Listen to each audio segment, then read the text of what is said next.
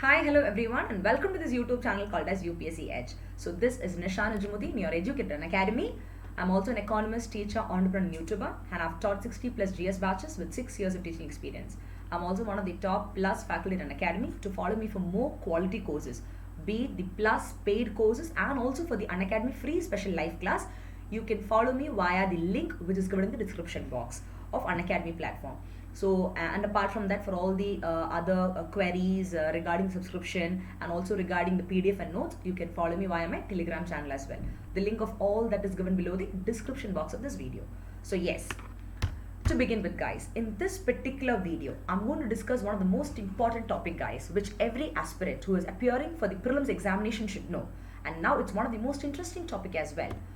Tips to avoid negative marking for UPSC prelims. We all know that when you attempt your multiple choice questions, that is for the UPSC prelims examination, definitely there is something called as negative mark. And now this creates a kind of fear in the mind of the aspirants. So what you can do to avoid that, or how will you handle such kind of negative marking so that you will be able to crack your UPSC prelims examination. So now, before going to the tips to avoid negative marking, an aspirant should know how does this negative marking actually works in UPSC examination. Okay. So a little about negative marking is that we know that since 2007, okay, since 2007 this concept of negative marking was introduced in UPSC prelims. So after that we know that a lot of changes have been made with regard to the UPSC examination pattern. But in spite of that, this negative marking still remains the same. We know that there are two papers for the prelims perspective, GS paper 1 and paper 2. So paper 1 carries 100 questions. GS paper 1 carries 100 questions for how many marks? 200 marks. And GS paper 2, that is your CSAT, okay, that's the most qualifying paper, that carries 80 questions of 200 marks, which means that the weightage is more for the paper 2, that is a CSAT paper, that is called as a qualifying paper. Many a times people tend to make mistakes in CSAT paper only. So how can you overcome that? And also if you know that if you see out of GS paper 1 and 2, we all know that an aspirant, okay, an IAS aspirant, he or she should need to secure a minimum of, let's say 33% at least in the CSAT paper. Only then the GS paper 1, okay, that will be evaluated. So that is why it is said that the GS paper 2, which is your CSAT part, is most important and in fact the qualifying criteria for the UPSC prelims examination. And now, in this guys, in this GS paper 1 or 2, you have something called as negative marking. Now, avoiding negative marking is something which every UPSC aspirant worries about. What can we do for that? So now, to enable you people to score well in your UPSC examination, we need to understand how the marks are distributed in the UPSC prelims. So that is the reason I've come with this topic called as tips to avoid negative marking. So for that you have to understand how a negative marking is being done in UPSC. How does it works? So now when you understand the working of negative marking, then it becomes easy for you people to know how it entirely works. Okay. So to begin with, we'll focus on how negative marking works in prelims examination. We know that these two papers, GS1 and GS2 paper, they carry multiple choice questions, and out of that multiple choice questions A, B, C, D, you have to choose one answer. Now for example, out of, let's say there are 3 questions. Now one question you got the right answer, but remaining 3 you got wrong answers. Now for each incorrect answer, you will have a penalty. Matlab you will be penalized 1/3 of the marks in UPSC. So no matter out of 4 questions, even if you give 1 question correct and remaining 3 questions wrong also, there is no point, because you will not gain any marks. You will lose the marks that you gained for the correct answer also because of this negative marking. Okay. And the reason why negative marking is still there in the UPSC examination is to negate the effect of guesswork in the civil service examination. Okay. And thus there are 4 alternatives for the answer of every question. We know that. Now 1/3 of the mark assigned to the question, if it is wrong, will be deducted as a penalty. Let's say for example, each question carry 2 marks, multiple choice questions. Now you give one question, you give correct answer for one question. And now if you see, for the remaining 3 questions out of 4 questions, you have given a wrong answer, which means that 0.66 mark approximately guys, that is 1/3 of your 2 marks, that will be deducted or minus for every wrong answer. So what happens? It becomes very mandatory for you people to make sure that you are not attempting a wrong answer. Otherwise, it's better to leave the question like that, because you're not penalized for that. Otherwise, what happens? In spite of attempting the question, if it is a wrong answer means automatically the marks you gained for the examination, that also gets lost. So thus, if a candidate again gives more than, let's say, one answer, that will also be treated as a wrong answer in your OMR sheets. Okay. And again, there'll be a same penalty as about that question as well. For example, if you're not doing anything in the question, you are in a neutral way, neither right or wrong, you're not going to mark anything in that, then in that case there'll be no penalty. But that is not advisable as well, because UPSC is a kind of examination which tests yourself, which tests your qualities as well, right? So it's better not to leave any question blank unless and until you are not at all having any idea about it. So the best strategy is to apply the proper method of approaches and solve the question. And as far as UPSC is concerned, you all know that I teach you people the method of KEC. What is that? The method of keyword technique, elimination technique, and comparison technique. If you see all my free special live class in Unacademy, which takes place at 6 p.m. to 8 p.m. on a regular basis every day, I have explained in detail as to what is KEC, because I do multiple choice questions there. So you can follow those lectures for more understanding of KEC. I'll be telling you in the coming slides as well what it is all about. So now, moving on to the next perspective. So you understand how the negative marking is working in prelims. What could be the tricks or the tips that one should follow in order to what? In order to beat the negative marks in UPSC prelims. Here it goes. The first point tells that you have to finish off all the questions, okay, whose answers you are 100% sure of. So when you get a question paper, it is not necessary that you will be sure of all the answers. Now, but then there are some questions where you're 100% thorough. Okay, this will only be the answer. Try to finish off those questions. So now this will save your time, because you're solving the easy questions first according to your perspective. Now, the next thing is, the next part what you should do is in the examination hall is, once you've done that, come to the questions where you can eliminate two wrong choices. That is, you know that either A will be the answer or C will be the answer, but you're not sure about it, because more or less both the options appear to be similar for you people. So now this way your chances of getting the right answer is 50%, because you are doubtful in both the questions. In this situation only, apply the method of keyword elimination comparison, which I taught you in all my lectures, guys. So you will be able to play with the words of UPSC, start to have a proper connection in the question, and then solve the answers. Clear? Now, again, if you're feeling okay, A or C could be the answer, means don't attempt it then. On the side of the options now, with your pencil, mark it as 1 and 2. So you can solve it later. Take care. Because if you're spending more time on those questions, means automatically you're wasting a lot of time in attempting the other questions. That is why. The next thing is, leave all those questions where you have no inkling as all. Matlab, you do not know what is the right answer. Option number A, B, C, D, you're not able to make a proper connection as well. Please leave it, because that will again fetch you negative marking. So it's better to leave that. And now, when you don't have sufficient time, mark the final answer as a choice beside which you marked 1. Don't forget to erase 2. This is in the context of, in the previous slide I told you that in the 50% chance question, you are marking 1 and 2, right? That is, option number A is the first priority, C is the second priority. You are having confusion between these. So to save your time, when there is not much of time, go for the answer where you marked 1 there. Matlab, the highest priority out of these choices. Now, if you have time, then in that case you can think, analyze using the method of approaches, and then mark the answers. But remember one thing, guys, you are not widely guessing, because you are taking a calculated risk by answering such kind of 50% chance ka question. Okay?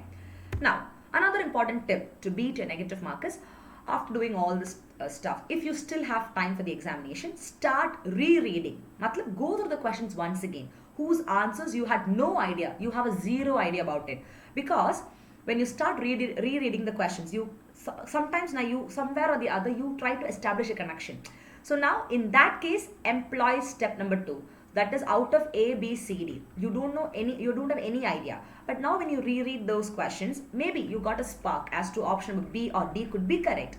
Apply the priority method of 1, 2 with pencil, and then go for the answering perspective. And now, in a case where you don't have any idea at all, okay, the last resort or the cheat code, what I'll tell you is to do a guess. And for that guess also, it should not be a guess just like that. Have a proper analysis. Somewhere or the other, try to establish some sort of connection. That is why I keep telling in all my classes that the method of keyword elimination comparison, that is very important. Okay. Now, the things to remember in this tips to beat negative mark is that mark your answers properly. That is, when you practice your UPSC MCQ series before the examination as a practice mock test and all, try downloading an OMR sheet and start circling in that. Why? Because that black circle which you do, guys, many a times though you're sure about the answer also, you may go out of that circle in spite of the correct answer also, because your marking goes out of the circle, it will be considered as wrong. So that is also another trick which you should keep in mind. Okay, so silly mistakes can also make you lose the marks which you gained. So make sure that you answer properly, do the marking properly, and erase any pencil marks in the OMR sheets. And now if you mark 2 answers and one of them is the correct choice, again the next point is that you will still be awarded a negative mark for wrong answer. So what is the point of attending that question?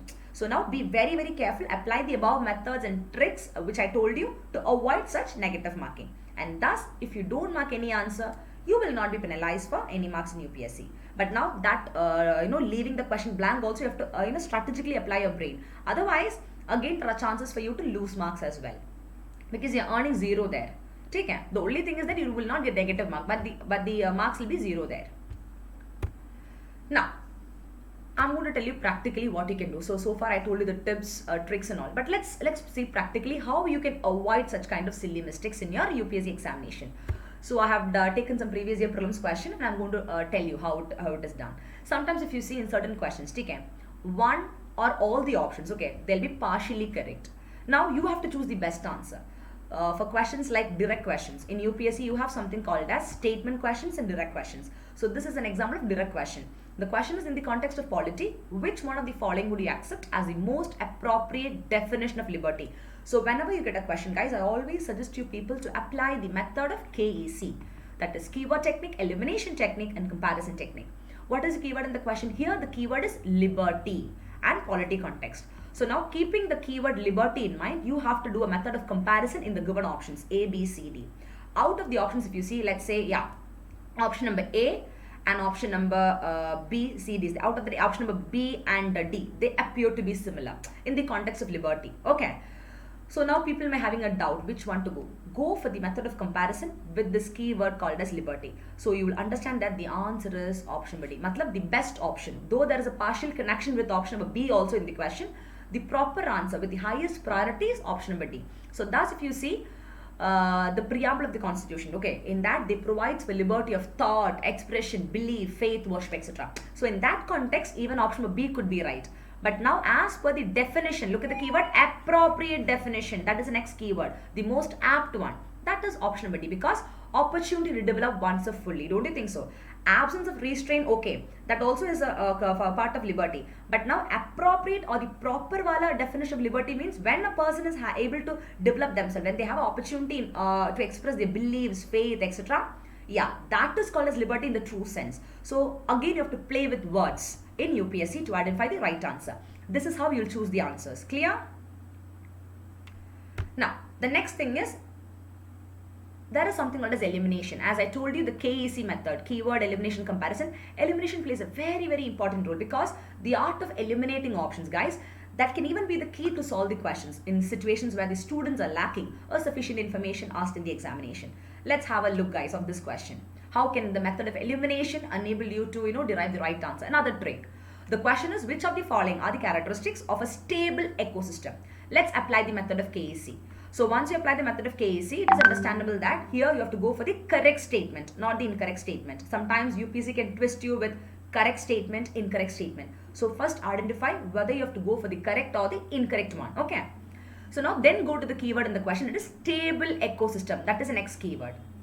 Now, the first one tells dynamic equilibrium, 2 maturity, 3 high inertia and 4 low species diversity. So all the 4 options appear more or less similar. Now, what is the meaning of stable, guys? Stable means something that is proper, right? So stable ecosystem means for sustainable development, things will be in a normal manner. There will not be much of exploitation, etc. There will not be extinction of species and all. That is called a stable ecosystem in a realistic sense. So now, out of the options, look at the 4th option, low species diversity. So now, in a stable ecosystem, how can we tell that the species diversity will be low? Now practically that doesn't have a connection, don't you think so? Let's compare the method of stable and low species diversity. Stability means things are normal, so the species diversity will not be low, at least it will be medium or high. So now you can eliminate what? Eliminate the 4th option. Come to your given codes, see which are the options having 4 there. Option number B C and D is fatafat eliminated. Why? Because you have option number 4 there. So what is the meaning now, guys? The meaning is that the answer is option number A.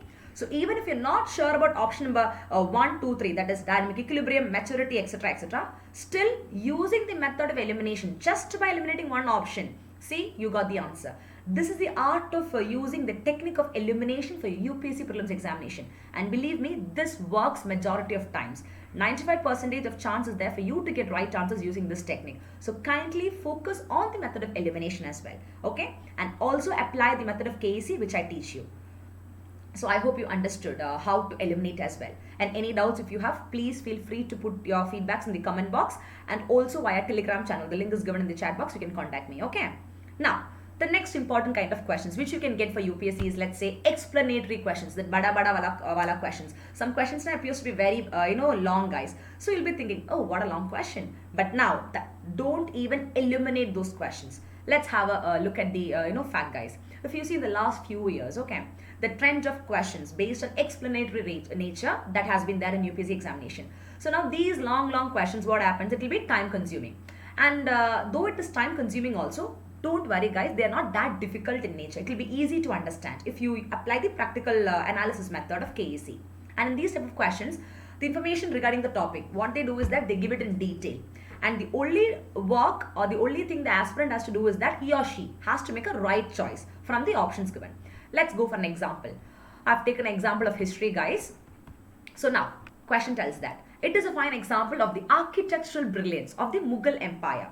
Look at the keyword architectural, then Mughal Empire, that showcases an excellent mix of Hindu and Persian styles of architecture. The next keyword is Hindu, Persian styles. And now the next sentence is, it took around 12 years to construct what? This architectural wonder. The next keyword is, it was built by Akbar to commemorate his victory over a West Indian kingdom. Even if you're not sure about the first and second statement in the question also, the third one, built by Akbar and his victory over West Indian kingdom. Believe me, it is one of the very simple clue that is available in the question, the biggest hint. So keeping this hint in mind, apply the method of keyword elimination comparison to derive the right answer. What are the options? Option number 8 is Agra Fort, Diwani Khas Fatehpur, Buland Darwaza, Fatehpur and all. So now, the answer is option number C. Actually, it is Buland Darwaza. Take care. How will you understand it is Buland Darwaza? Just from the keyword, it is built by Akbar, the so-called Mughal emperor. And now the reason is to commemorate, enjoy his victory over the West Indian kingdom. That is why you come to conclusion that the answer is option number C. Because if you see Agra Fort, Diwan Khas and all, it is not for that commemorating the victory. There is no connection there. So thus, in the above question, various type of facts are given, right, regarding Buland Darwaza and Fatehpur Sikri. Now, if you read the question carefully, you get a hint from the question that it was built by Akbar and West India Kingdom. These two keywords enable you to understand that, yes, option number 3 is highly connected, having a better comparison among the other options as well. Clear? And also Hindu-Persian style. This keyword also enables you to understand that it is Buland Darwaza is the answer. So this is the way you will apply the method of KEC or the tricks in such kind of explanatory question. Then you have some other kind of questions, guys, where you have match the following. Okay? Match the following question, like match the pair. In such kind of situation, go for the method of, again KEC. And majority times, guys, the trick is that match the following questions now. The answer will be option number C. In the sense that both the statements will be correct. And now, there is something called as none of the above. I hope you would have seen that in the MCQs. Now, none of the above now, not every time. I can tell you that the chances of a question, the chance of a question having the answer as none of the above, the percentage is just like 22 to 25%. Less than 25% chance is only there for one question to have an answer called as none of the above. So many a times when you get a question having an option called as none of the above, don't even go for the option directly. Even if you're not sure about the first, second and third option, maybe the fourth option could be none of the above. Don't go to none of the above quickly, because the chances are less than 25% for none of the above to be the answer. And that is a trick of UPSC. Okay, so none of the above, that is a trick. And apart from that, very simple, guys, apply the method of keyword technique, elimination technique and comparison technique, because 100% success you will get following this method, which is developed by me for cracking the UPSC prelims examination. And I've told you as well how to apply the method. Very simple. And now there are some keywords. What are the keywords, guys? Some keywords called as correct statement. Then incorrect statement. These are the most important keywords with which UPSC can trick you. For example, let's have a look at this question, guys. Now, sometimes in this elimination ka question regarding the stable ecosystem, the keyword is correct. When you get a question like this, initially, see what is the keyword all about. Matlab, what you have to identify. Whether you should identify the correct statement or the incorrect statement. Once you identify that, 95% of your silly mistakes are avoided. Now, the next thing is, sometimes if it is given, select the incorrect answer. If supposing the question was incorrect answer, the answer will be option number 4 only. So now, you have to identify what you have to go for. Otherwise, silly mistakes can be made. That is called as the keywords. Apart from that, there is something called as extreme words in UPSC. What are extreme words? Extreme words means, like your vowels, A, E, I, O, U. They are vowels, right? Similarly, in UPSC MCQ, some extreme words are like, let's say, only, then all, never, or WHOLE, whole, etc. All these are extreme words. So now when you have a statement called as, let's say hunger index has reduced only in the current year. So now only is there in the statement. So 95% of chance is there for that statement to be incorrect. But still 5% chance is there also for that to be correct. You understand? For that, you have to apply the method of comparison technique which I taught you and understand the relationship of that statement with the given remaining statements in the question. But majority times now guys, extreme words like only, all, never and all make that particular statement wrong. That is another trick of UPSC. Okay, which I keep teaching you for all the MCQ series as well. You can follow my MCQ classes to understand how this really works. Okay. So these are the important tips and tricks that you have to keep in mind before attempting a UPSC prelims examination. And thus I can tell you guys, remember one thing. Nothing beats correct preparation strategy for the civil service examination. And now if you prepare with a very clean plan and a purpose, with the right material, right guidance and right sources, believe me, you need not worry too much about this negative marking or anything in UPSC prelims. It becomes very simpler for you people, because I know that my young officers, that is you people, are going to do great in the examination. So now understand the syllabus of UPSC prelims guys and study accordingly, to the point with the keyword, because then you will be able to maximize what you score and become the IAS officers of your dreams. Yes, you'll be able to accomplish it. So thus, for more details, very simple, follow me via my Telegram channel, via the Unacademy platform, because I do classes on a daily basis at 6 p.m. to 7 p.m. and 8 to 9 p.m. on Unacademy on the free platform. So feel free to follow me there. And apart from that, for more updates, you can follow me via my Telegram channel. The name is Nisha Najumuddin and Unacademy for UPSC. The link is again given in the description box. And also don't forget to like the video, put forward your valuable comments if you feel this has really helped you out, and also your suggestions in the comment box. Okay? And these are the various of the platforms where you can follow me. So yes, thank you so much students. See you all with the next amazing video. Till then, bye-bye. Take care. Jai Hind.